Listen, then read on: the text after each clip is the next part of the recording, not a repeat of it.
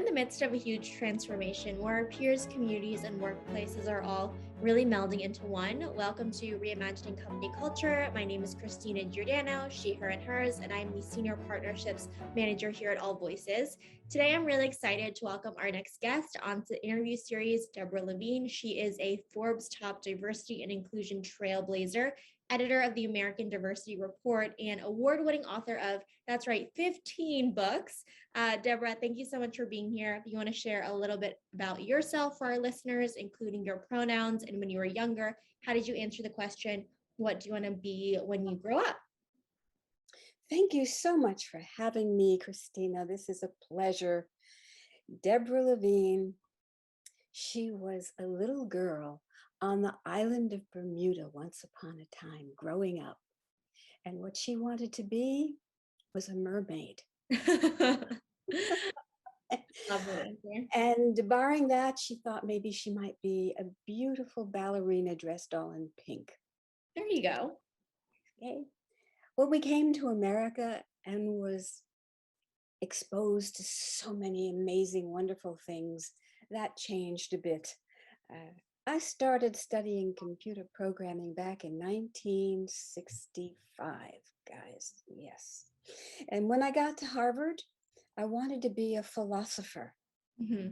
I tackle the big issues of society and humanity, right? Well, when I was told that maybe the philosophy department wasn't geared for that, I looked around. I thought maybe it's how we look at religion.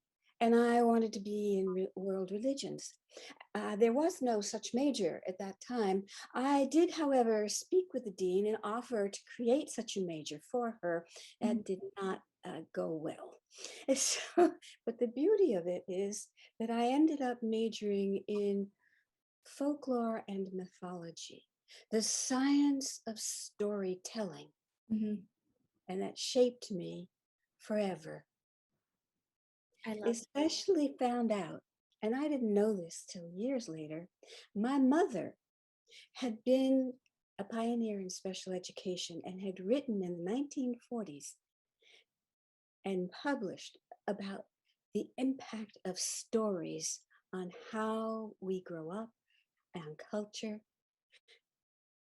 It was meant to be. I know that storytelling is something that is really, something that defines you. What would you say, Deborah, are other things that define you as a person? Well, a lot of people call me a diversity futurist. I always, as one person told me, he said, you're always looking ahead through the front window of a car while people are looking in the rear view mirror. And it's true. I love looking into the future, the consequences of what we do today. That helps define me. But keep in mind that little girl, right, who wanted to be a ballerina, that dancer and artist, creative soul is still in here today. I think a lot of the work you do requires creativity and looking ahead at the future. I know one of the things that a lot of folks ask you about is, the matrix model management system. And it is, you could go in depth and we can have an entire episode around that. But in a nutshell, for folks who aren't familiar, how would you describe that? So the matrix model management system, it was a process I created at least 20 years ago, right? When I founded the Women's Council on Diversity here in Chattanooga, Tennessee, where I'm now headquartered. Right? And the reason for it was right after 9/11, and we were in the midst of a very chaotic period. We needed to be able to think differently, to be able to connect better, to think locally and globally.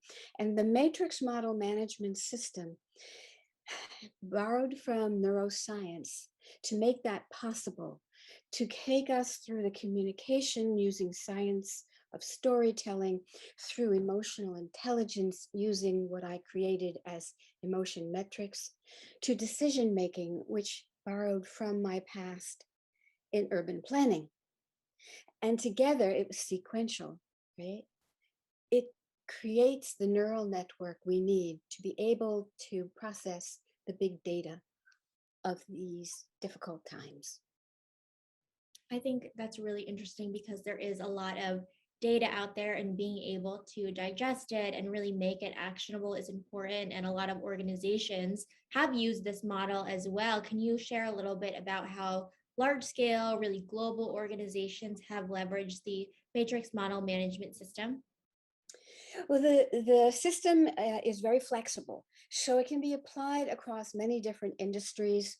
And I have used it, for example, for national agencies like the Federal National Parks Association, for national conferences, as different as for children's social working, to, you love this, veterinarians association, right, to corporations like Nissan and International Paper, where the process of designing innovative ideas through teams, right, requires an ability to communicate on a level that may not already exist.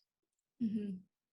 I think those are good examples of a variety of different organizations who have Yes. leveraged, this model. We appreciate that it's flexible too. In terms of, inclusion and diversity, we know that this is really part of that company culture in terms of any organization that you're working at too. What are some qualitative ways we can think about measuring company culture and employee happiness at organizations at scale?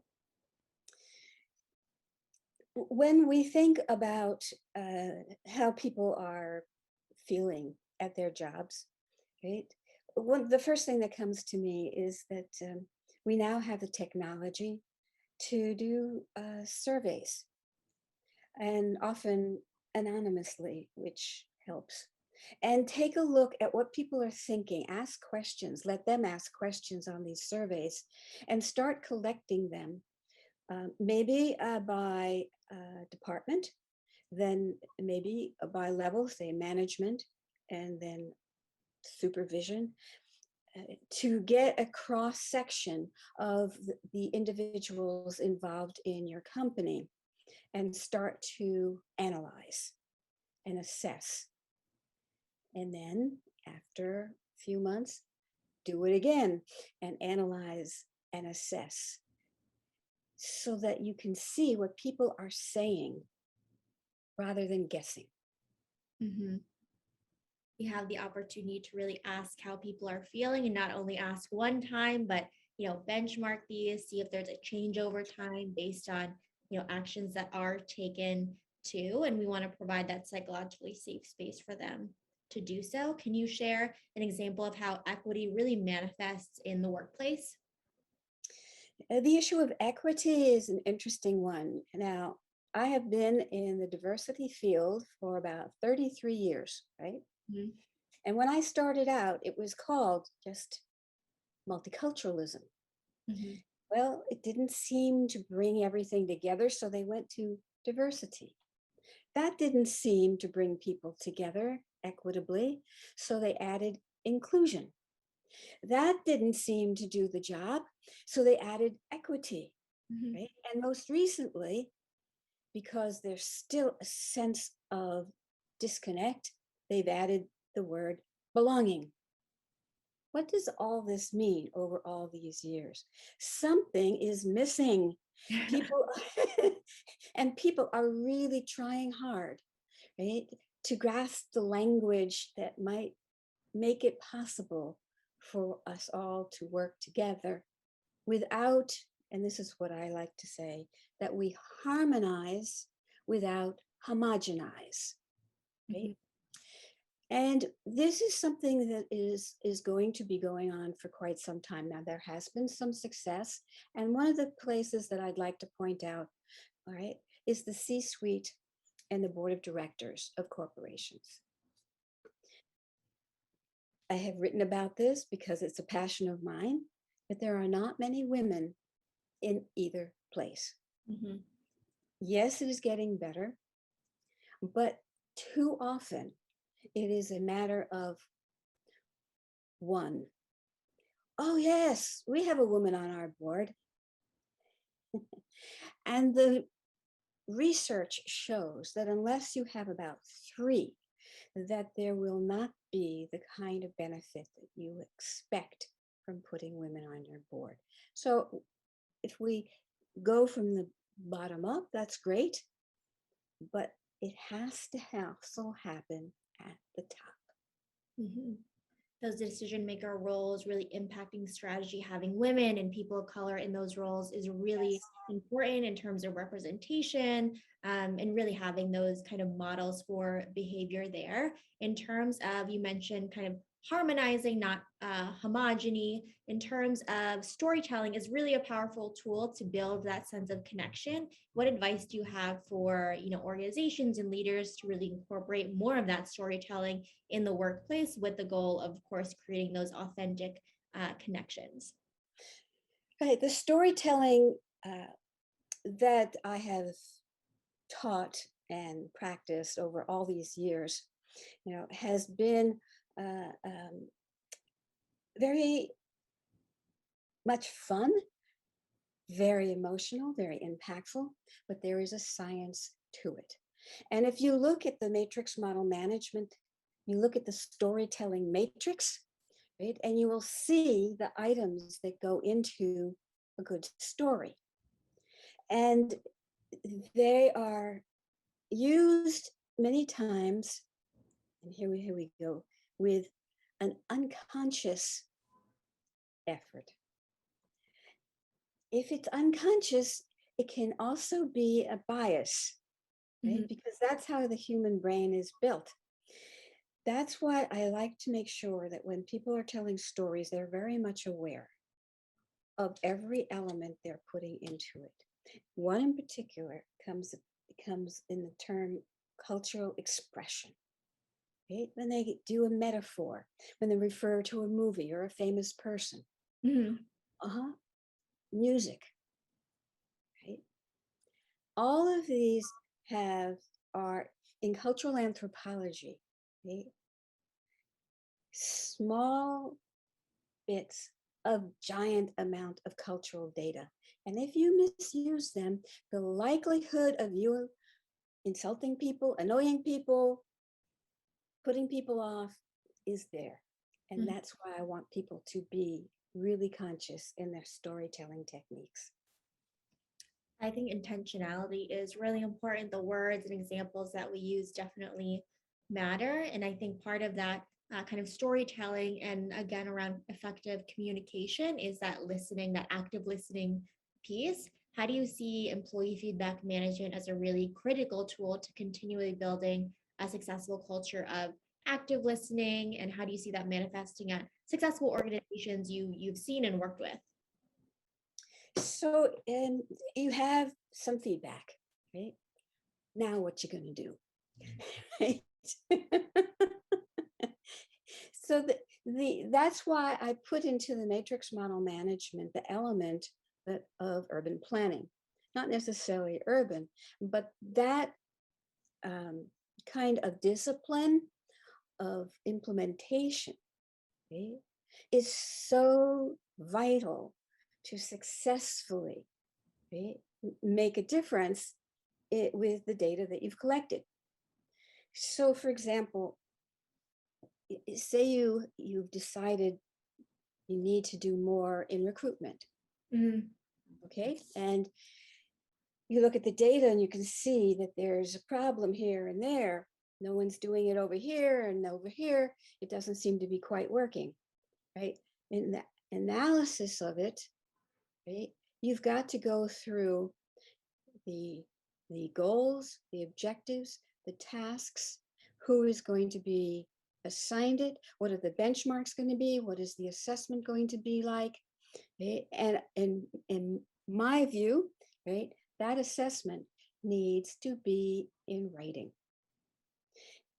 If it's not documented, it's possible it never happened. Mhm. That's why I write 15 books, folks. Exactly. You want to have that documented. You want to make sure you have, again, that data too, as well, and really ask those critical questions. I mean, we talked about having this common framework and language, and really being intentional with your communication. Are there any other kind of skills, or what would you say is a must have for the next generation of leaders, whether they are people leaders, leaders of a department, executives, that they need to incorporate in their strategy to really be successful in the future, knowing what we know now about the workplace and things of that nature? So, one of the central parts of the matrix model management system is its emotional intelligence matrix, Mhm. right? In this COVID era, where many of us are doing this long distance, and workplaces will be a mix, um, it's unfortunate, but it may be that people skills will not be taught and acquired as they had been. And there Mhm. was already an issue with people skills. I can remember in being teaching technical writing at a college for engineering and computer science. We had a fair, career fair, and several of the large corporations came to me and said, could you please make sure that these guys know people skills, Mhm. right?